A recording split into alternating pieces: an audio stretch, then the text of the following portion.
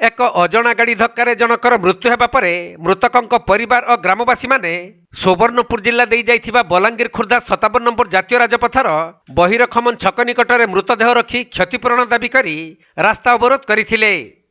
ସୂଚନାଯୋଗ୍ୟ ଯେ ଗତକାଲି ବିଳମ୍ବିତ ରାତିରେ ବଲାଙ୍ଗୀର ଜିଲ୍ଲା 7 ମାଇଲ ଛକରେ ବହିରଖମନ ଗାଁର 35 ବର୍ଷୀୟ ଘନଶ୍ୟାମ ପୁଢ଼ ଏକ ବାହାଘର ଭୋଜି ଖାଇ ଫେରୁଥିବା ବେଳେ ଏକ ଅଜଣା ଗାଡ଼ି ଧକ୍କାରେ ତାଙ୍କର ମୃତ୍ୟୁ ହୋଇଥିଲା।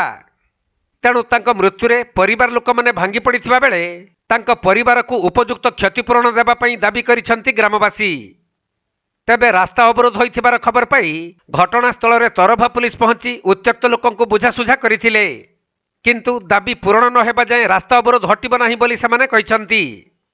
ପରେ ଘଟଣାସ୍ଥଳକୁ ବଲାଙ୍ଗୀର ସାଂସଦ ସଙ୍ଗୀତା କୁମାରୀ ସିଂ ଦେଓ ପହଞ୍ଚି ମୃତକଙ୍କ ପରିବାର ଲୋକଙ୍କୁ ସମବେଦନା ଜଣାଇଛନ୍ତି।